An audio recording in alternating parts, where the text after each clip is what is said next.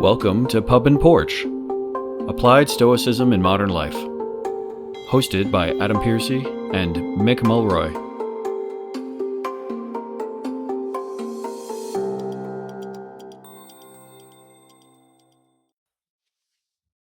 Welcome back to Pub and Porch, Applied Stoicism. I'm your host, Adam, and I'm here with my co-host, Mick Mulroy.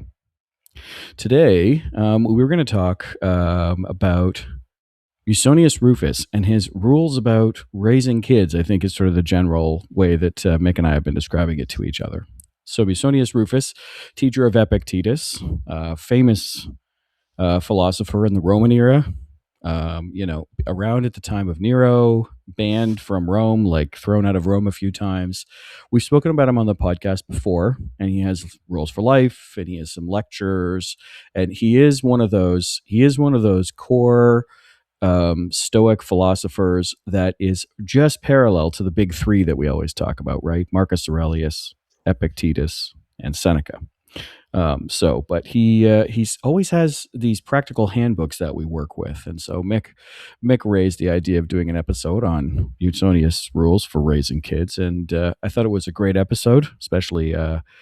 Father's Day is coming up. Mother's Day has already happened. So it's a good time to talk about this kind of topic. So, Mick, why don't you kick us off?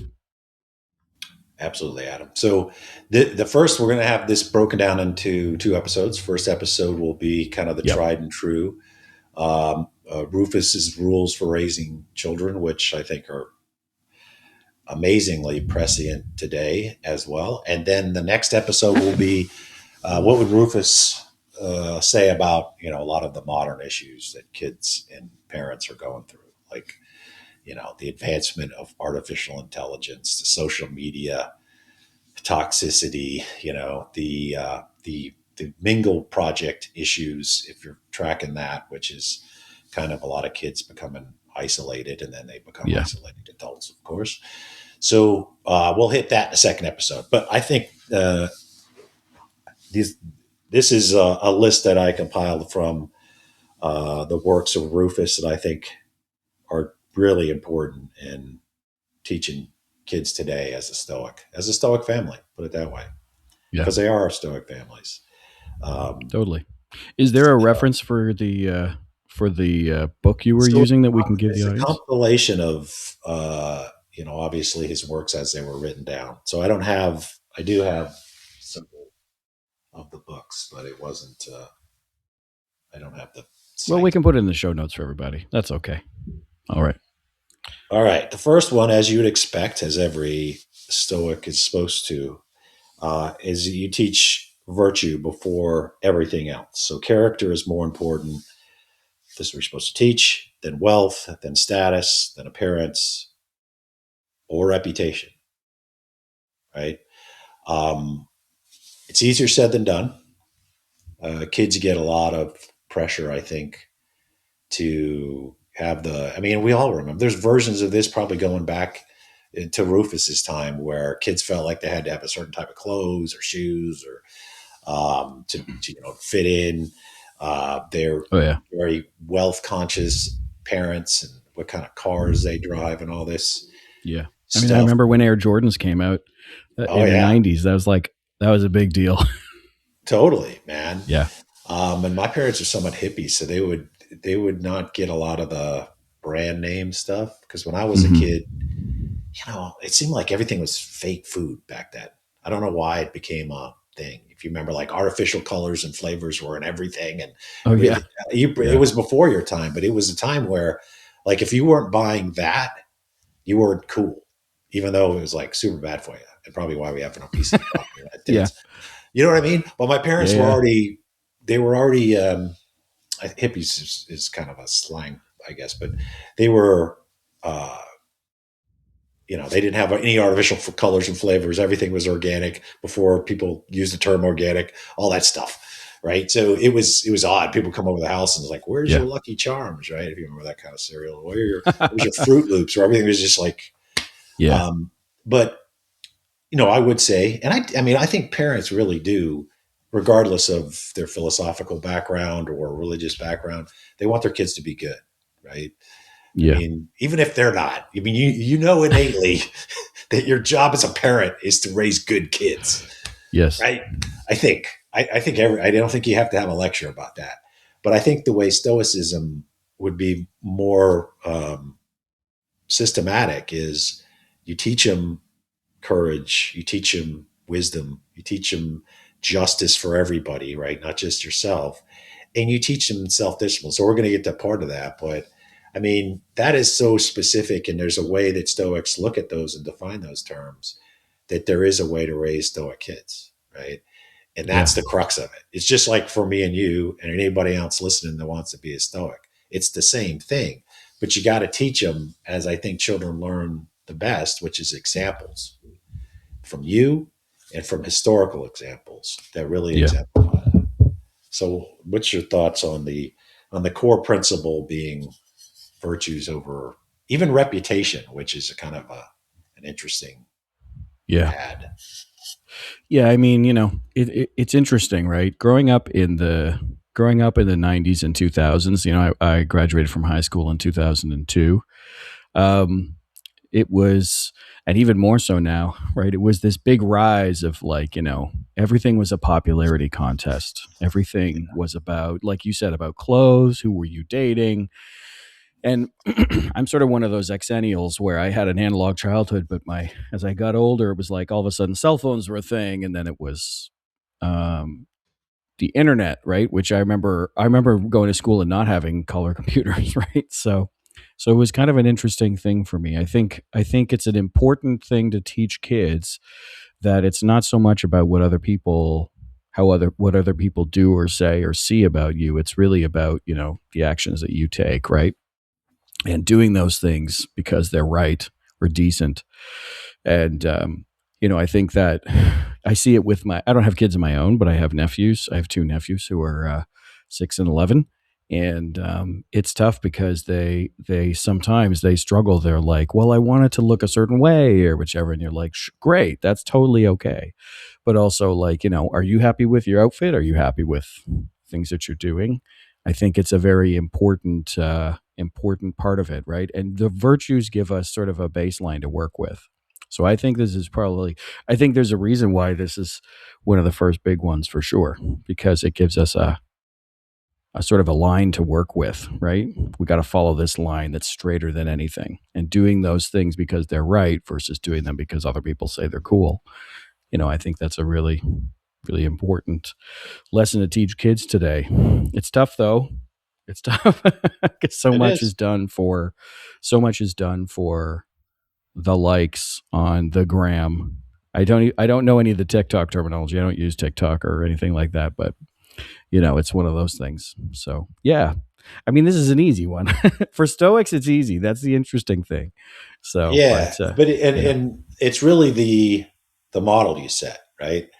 If you're ostentatious, you're basically saying that your wealth matters, right? So if you yeah, have to have the fanciest car, if you right, have the biggest house, I mean, look, there's nothing wrong with wealth. I mean, we're both from capitalist countries, which sure, I think is the best system by far. But you don't have to be ostentatious about it. That's a choice. yeah, Like that is a choice. you can have a lot of wealth that maybe do a lot of good with the wealth, but even if you keep a lot of it, you don't have to. You're demonstrating that you find that to be very important if you Yeah, are like that and your kids see that. You can be like one of, I won't say the name because the whole point is, but like we have a friend here who's in our company, or one of them, who's comes from a family that started a huge company, yeah, right? So we're talking uber generational type. You can never tell. You're talking driving an old pickup truck, wearing you know you know regular clothes. You'd never ever ever guess. And I don't. It's not an right, act, right? Because then I ask a friend who's known him a lot longer. It's like, yeah, it's the same way his parents are. Like yeah, it's taught, right? You can, and these people do a lot of good, right? So they have, that's a separate discussion. But my point being is, um, it's no matter what status you happen to actually be in the socioeconomic, you can yeah, still present the right face for your kids, yeah, right? We used to drive throughout Ireland as a kid, and one of the things my dad would point out is like the Irish obviously were pretty poor, European standards, but they always kept like really clean houses and yards, really, really like. So and he always like because no matter what your socioeconomic place is, you can still present the best of you. You know what I mean? Yeah. So whether Yeah. you're a wealthy person who doesn't run around in fancy cars and trying to show off, or whether you're not so wealthy, but you still have the respect to really like present yourself. Like that's what I think an example that your kids will have. Yeah. You know what I mean? I totally get that. And there are some famous people today who have specifically done as you suggested for this person, where you sort of cut down on the ostentatiousness, and you teach them through example. And they're like my kids. They didn't just get an iPhone right when they turn 9. Like, they live a pretty quiet life, and they don't just get everything handed to them, right? And I think that's Yeah. one of those things that it's just so much as an example, right? Kids are sponges; they're sucking everything up, right? So you got to sometimes you have to be You got to careful. keep that in mind. The next one that I put that is very Stoic, going back to Zeno and his version of the Republic, is that men and women should be treated equally when it comes to learning the virtues, which back then meant basically being educated, right? If a Stoic's saying it's saying that they should be equal, period. Right. Yeah. I mean, there's I think a majority of the world, women aren't equal now. Like right now, today, as of this day, a majority of the world, not just, a substantial portion of it. So this was, and obviously in both Canada and the United States, that is the case, I think. But it's good to highlight that you got to do more than just say that. You got to actually promote it with your kids. Yeah. And I think it's really important, especially in today's day and age, because it seems like you're hearing a lot of terms, especially around Stoicism, right, that are sort of bro terms, right? Or like, this uber man term, or like, this sort of, bro code or whatever, and all this stuff. And it's a very weird thing to me, right? Stoicism, unfortunately, has this connotations a lot of the time right now about broicism, or stoicism with a capital M on the end, meaning for men or something like that.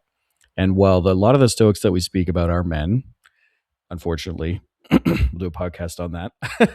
You could say that about everything, right? Like you said about science, you could say that about history, you could say that about totally. I mean, it's not unique to Stoicism. It's just no, it's not unique to Stoicism. It's been a male dominated. Not saying it's a good thing, but Stoicism was actually the philosophy that. I mean, we should do a whole thing with a professor on this subject. Sorry to interrupt. Yeah. Good. Like name another philosophy that promoted this since its inception for as long as Stoicism has. Totally. And that's actually in some ways is fairly unique for us, right? In the sense of like it's written down within the teachings.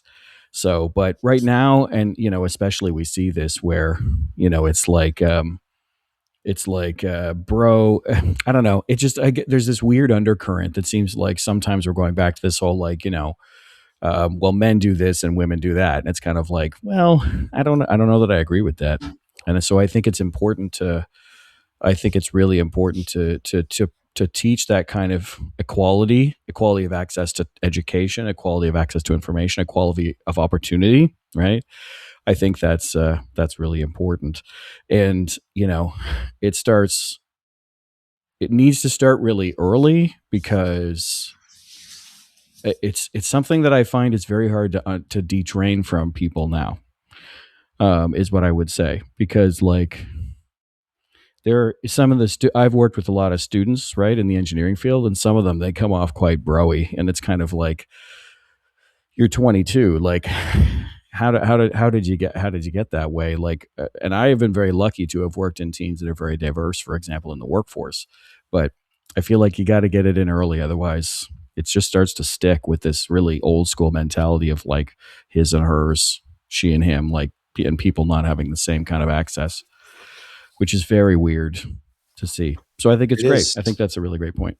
It is, and it seems like in society now that there's a lot of retrograde action happening. And what I mean, like Yeah.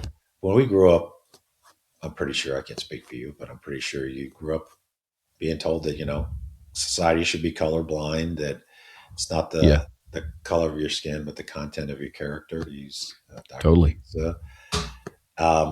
And kids are naturally, I think, inclined to it. If you think back, Yeah. like they don't, you got to learn to be a racist or a misogynist, or generally Yeah. speaking, kids just don't you don't come with that. I had a fairly unique experience when we lived in Massachusetts, and it was during busing. Do you remember the busing issues? Very controversial Oh because yeah. they were Yeah. trying to they were trying to desegregate the schools, even in the north, and so they were busing kids from inner city like way out to, and then Right. the people were having issues. My parents were part of this. It was called the MECO program, the Metropolitan Education. I didn't know what the term meant at the time. I looked it up later. Cooperation something association. I could be wrong about that. But instead of the kids busing, they just stayed with families that were already out there. So I had a MECO brother, if you see what I mean. Oh yeah. So I had a very early, and obviously kids were like, they didn't care. But you'd see the adults get pretty irritated by it. So Yeah. you'd actually, and I remember as a kid, you kind of didn't even understand why. It's like, well, it's just a kid. Like, what are you doing? Yeah. But so I can't pretend that I was that savvy about the political stuff that were going on around it, but I do think you learn a lot about how you're going to be when it comes to equality from your parents. In fact, I think you learn almost everything, even if the good and the bad. So Yeah. everything you do and say, you got to keep that in mind around your kids, and Yeah. especially when it comes to how you view other people that aren't like you. Yep. Totally. This one, the next one, I mean, I'm a big believer in this, but this might be a little more controversial to some of the helicopter parents out there. Teach children how to endure discomfort, delay gratification, and avoid luxury, and value simplicity. Yeah. So I mean, this is not what happened in several generations. Several Right. generations were told by their parents that they did no wrong, that they deserved to be exalted for mediocrity. That Yeah.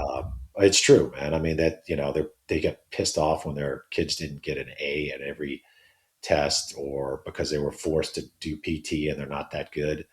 You know, Yeah. it's like, or that every kid gets a trophy because they participated. You don't highlight, the people that were victorious, Yes. right? It's kind of like this is kind of an old school, obviously, 1,000-year old, but thousands year Yeah. old, but like this needs to come back. I think I'm I a big think as believer in well. this.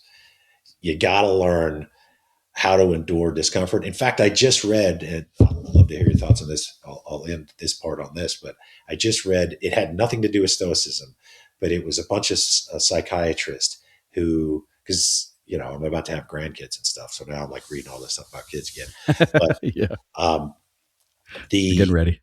the number one thing for successful adults in their childhood is not wealth. It's not education. It's not even IQ. It's their ability to deal with adversity, Yeah. to have that emotional intelligence, Yeah. right? And if they go through their whole childhood with zero adversity because their parents remove it, they're eventually Yeah. going to be an adult and they're going to fall apart. Yeah. You build up that capacity to like, sorry, you didn't make the team. Yeah. Maybe you try harder to come back and try next year, but you didn't. You know what I Yeah. mean? It is, Totally. you have to learn that, and delayed gratification, like literally teaching a kid, you're going to have to pick up the playroom with all your friends, or you're not getting the, whatever the treat is, a cookie, Yeah. Yeah. right? Like Yeah. that's more important than everything else. Yes. IQ, what fancy schools you went to, how rich your parents were, any of that. And Yeah. this was something I read, and it was like, I think it was Stanford Could be wrong about that, but it Yeah. was done by a real academic institution. It was done with thousands of people over a long period of time that had Yeah. been observed by psychiatrists, right? And it wasn't about Stoicism, although this is a key component, I think, to raising kids under a Stoic Absolutely. regime. Anyway, over to you, buddy. Yeah. This is a really interesting one, right? Because, well, I don't think we should be punishing kids for getting for not winning, but you know what I mean? Because that also I think is horrible, and I saw parents doing that, right, when I was a kid. But the thing I would say is like something I've said many times is it's important for kids to hear the word no. It's important for kids to fail sometimes, right? Like you have to give them that opportunity to learn from that experience and grow. And I usually think of a quote from Marcus about this, where he's like, so you're facing I can't remember the quote exactly, but it's like you're facing adversity now. Have you faced it before in the past? Good. That doesn't mean you're going to succeed now, but it does mean that you can endure it and you can go forward, right? And I think that's why this one is so important. I do believe that when the kids on the football team, or uh, I think I was thinking soccer, but you were probably thinking American football. But like when the kid's on the team and the team comes last, right? But they still have a pizza party. Like I think that's okay because they tried really hard all season. But the whole thing around like well, we came last, and making it sound like, well, everybody's great and perfect. It's like, well, that's not really a thing. That's not the thing in real life. You have to teach kids that stuff's going to be hard. And one of the only ways to teach them that is for stuff to be hard. And you have to give them that, right? And you mentioned helicopter parenting, right? I'm not sure that I like that term because sometimes you didn't do this, but I think people throw that out a lot. But I do think there is a concept there that we have to talk about where it's like, well, my kid's supposed to get an A. Well, your kid didn't study and got a C. So that's that you have to let that happen. I'll tell you two personal stories about this. They're quick, but two personal stories about this. Like one of the best things that ever happened to me was flunking out of university. So I was an aerospace engineering student and I passed every course but calculus. I couldn't do calculus. I took calculus 3 times and I flunked out with a 3.2 GPA. So that explains, right? That's And tough. what's say? That's tough. Yeah, it is. It was tough, right? And then I learned that I didn't really know how to learn yet because it had just been kind of easy. And what ended up happening was I had to work, and I worked lots of jobs. I worked in construction. I sold shoes. I was a telemarketer. Like I worked so many jobs, right? But I finally realized that I needed to turn my own life around. And so I reapplied. I went to college, which in Canada is different than university, right? So I went to college. I'm an engineering technologist, right? So I went to college and it was hard, but I did better in college and learned better in college because of all the lessons I learned as a kid. Because, it wasn't as like, well, this is a few years earlier because I had sort of, failed and I had to learn how to fail, right? And that was one of the biggest lessons that I ever learned was that like it's okay to fail. And then the lesson being you have to take responsibility for the failure. You have to take responsibility and learn how to do better next time. And that sometimes you fail and you pick yourself up and everything's great. And sometimes you fail and you don't get what you want, but you learn. And I think that's so important. Now, the second story I'll tell is very quick because I do a lot of mentoring activities in the engineering world, especially with young women, because I work with a group that specializes in women in aerospace. It's called WIA, actually. It's called Women in Aerospace. It's like a special group, and I'm a mentor for them. But anyways, I was at a job fair one time, and I think I love to ask a kid. It's like, so what's your dream here? Like, what would you love to do? And the kid said, I want to be the commander of the International Space Station. And I don't know what possessed me. I said, what happens if you're the vice commander? And his brain like exploded. And he had I had to sit him down. He was having like a bit of an emotional moment in that time because I think I don't know what happened. You know what? I don't know what happened. And we were talking and I ended up talking it through with him. I said, just what you got to remember, like sometimes we still have great things happen to us, even if it doesn't come out the way we think it's going to go. Right. And so it was an interesting lesson for him. was an interesting lesson for me because I felt terrible at the time. But at the same time, it's like, no, he had just never thought that he might come up short at anything. And I was worried, I think subconsciously, that it would be not a good thing for him. So I really do urge people. It's like, let your kid fail. Let them build the model kit and glue their fingers together. Like, let them screw up the airplane or the Lego kit or whatever. Let them do that. Let them do it and go, oh, it's okay. I can just take it apart and do it again. I can try again. I can keep going. And I think that's so important. In fact, I think this is one of the most important rules for parents today is like, you got to let them screw up. So you and I probably both grew up where there was like a forest behind your house or like, covered in dirt, right? It was like, come on when the streetlights come on, right? Like, I remember we had so much freedom and, you'd screw up. I fell off my bike one time and scraped off like half my face. And I learned that you don't try and ride over tennis balls. That is a dumb story, but true. No, and the thing is, though, perfectly relevant to what you're talking about. Yeah, and it was hard. I remember I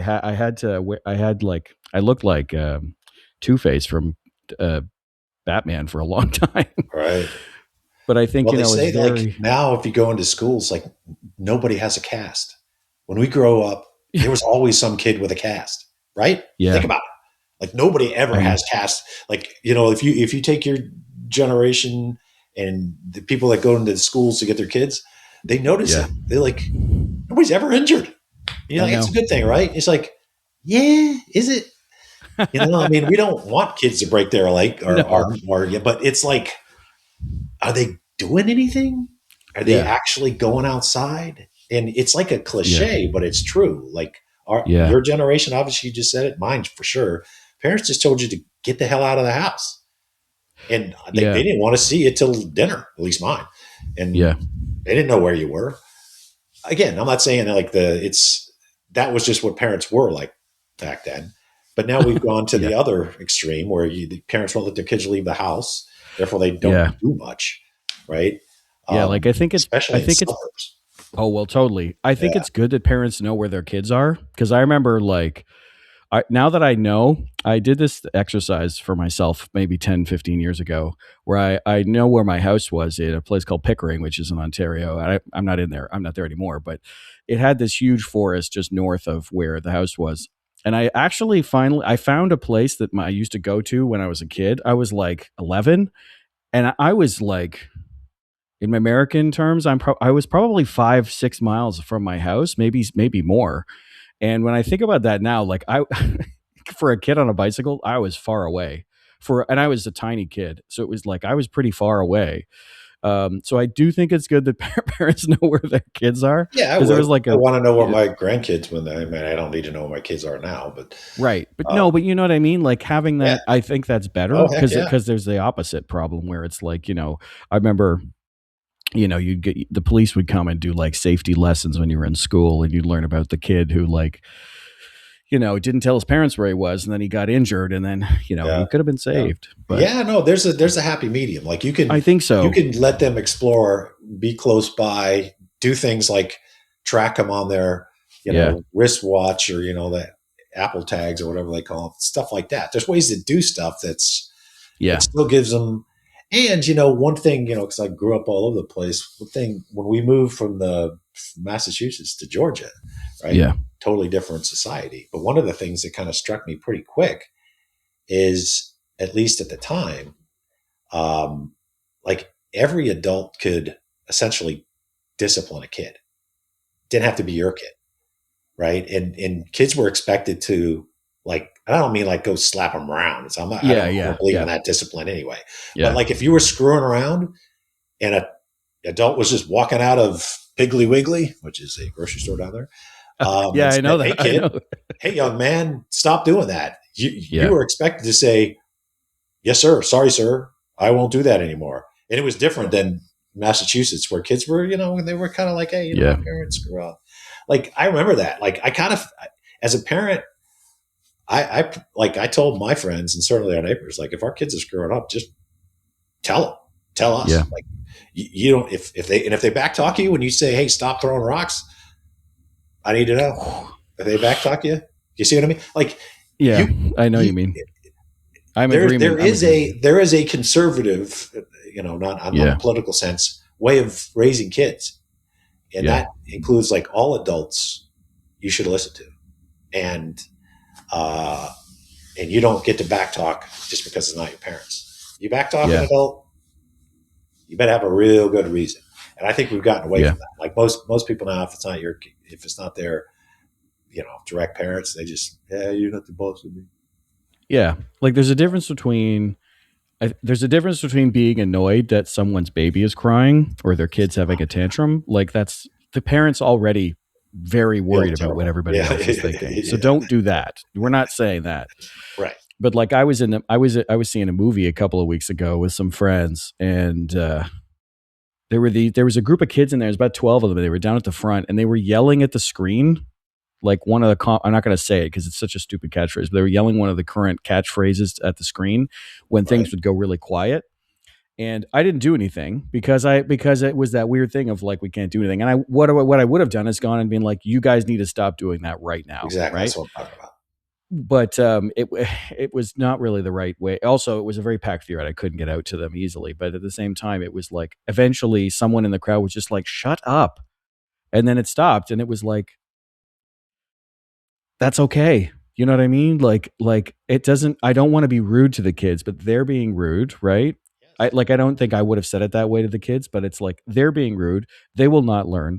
And frankly, not that I'm supposed to swear on this podcast, like they're going to grow up to be assholes, Yeah. right? Because they're not going to think Yes. about anybody but themselves. Yes. So let's not let It's that happen. it's like a conservative version of "It Takes a Village," is what I'm saying.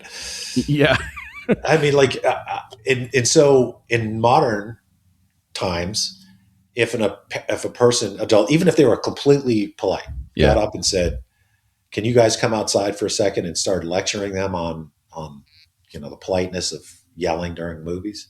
Yeah. Nowadays, parents would lose their mind. "Oh, you're taking my kids outside. You're lecturing them."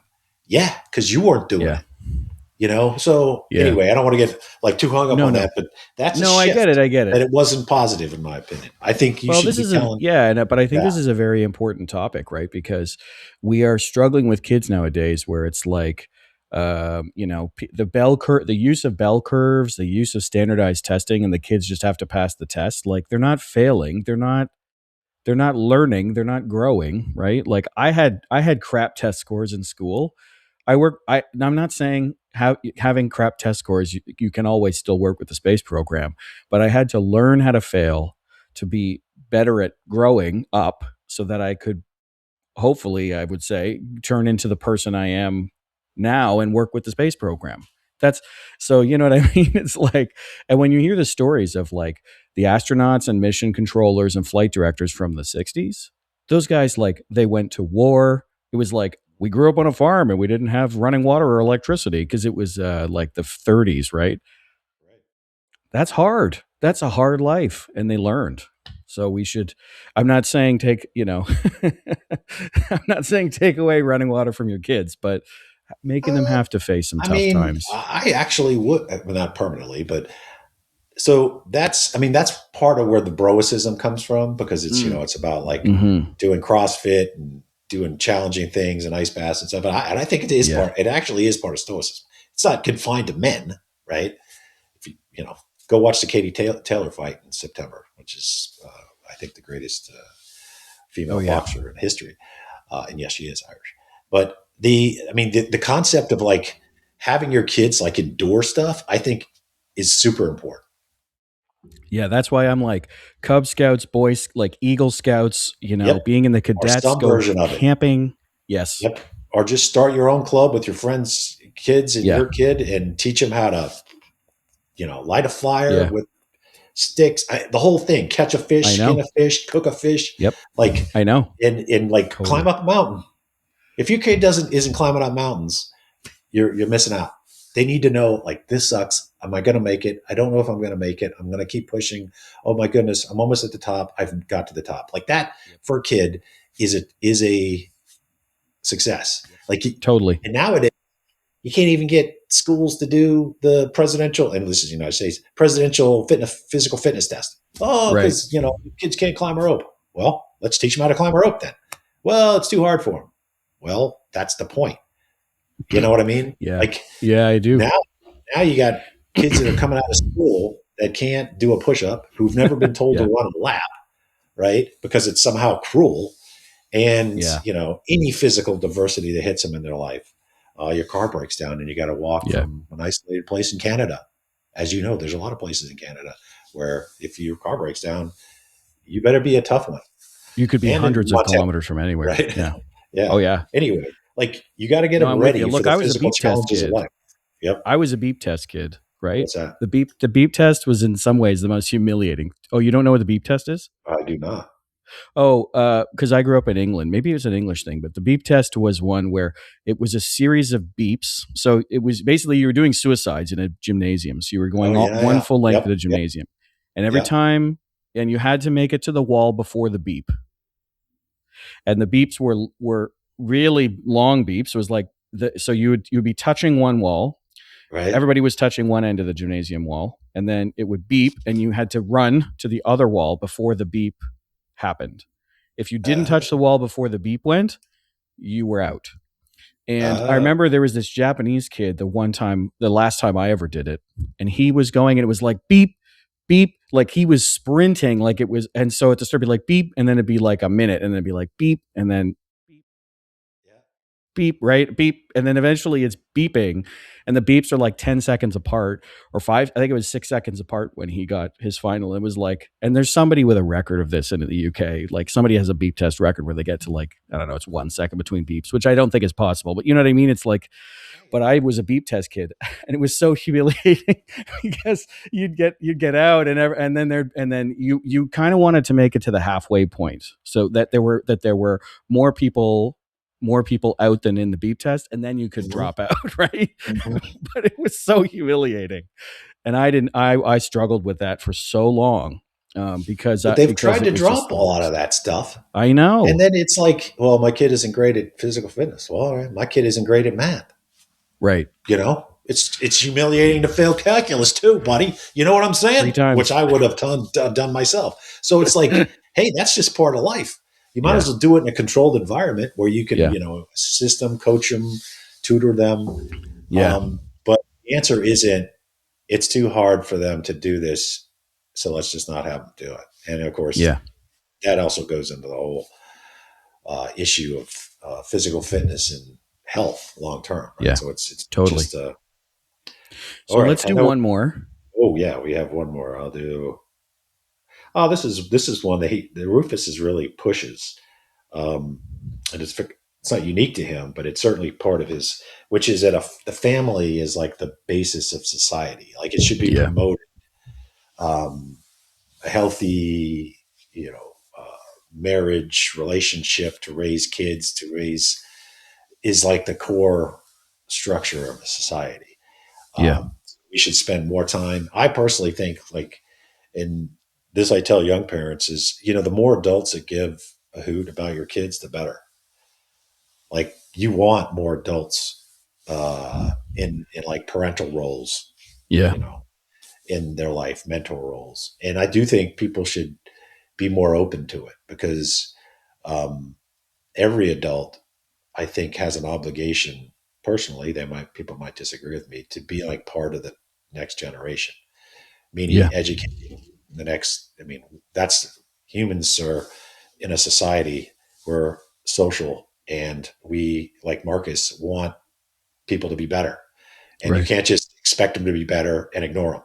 So I would say this is what I get out of that specifically is that it does take more than one adult and parents. You need coaches, you need mentors, you need teachers, and you should be open to your kids having, as long as they're a positive influence, right? Setting a good example, just like you should be, but you should want that. You should want them to like have a coach that they super look up to, or their Cub Scout den leader, or what have you. And you should seek to be that, even if, you have your own kids, you can still help other kids.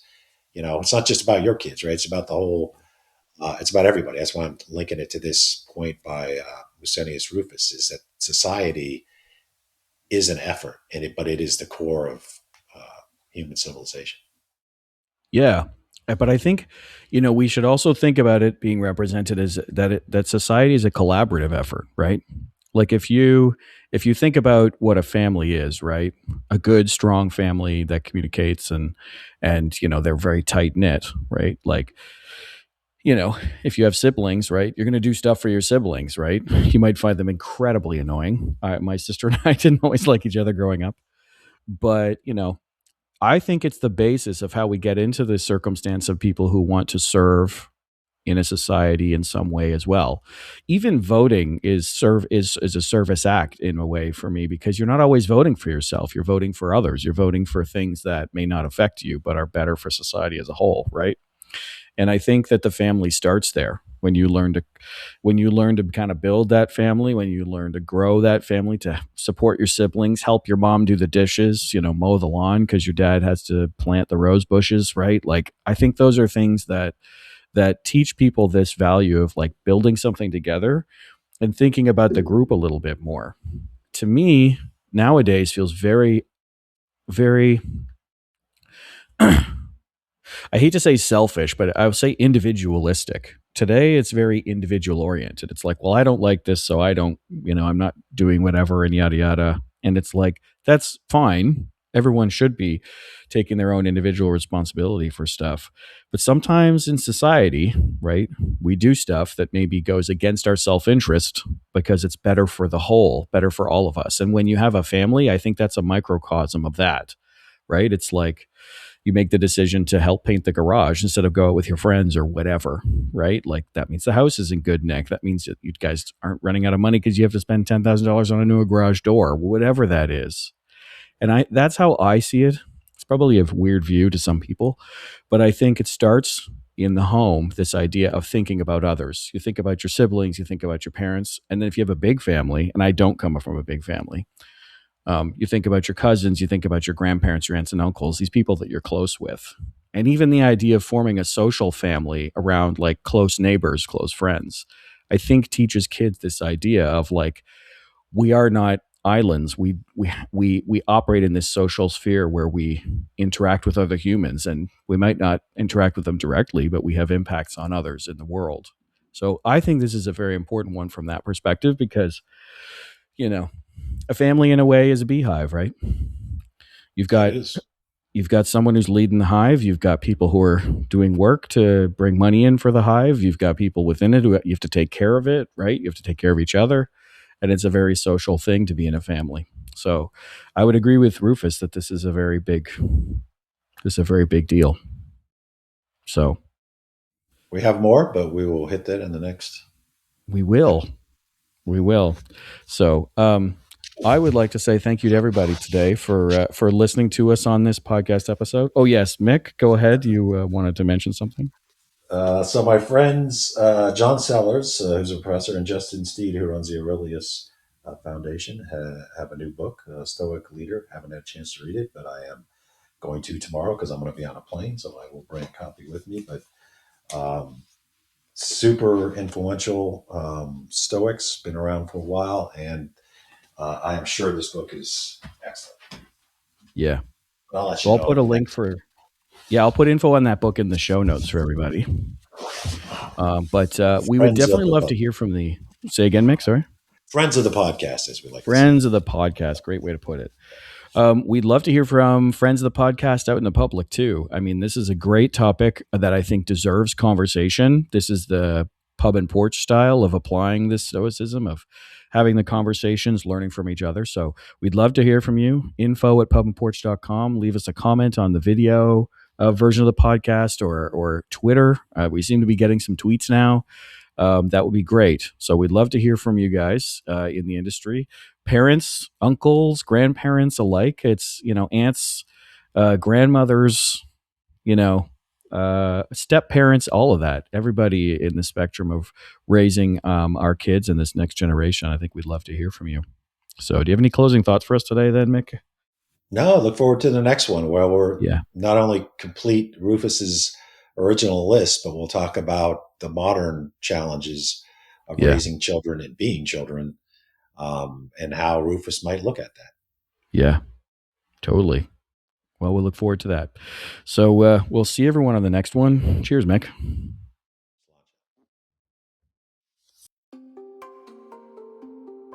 Thank you for listening to the Pup and Porch podcast.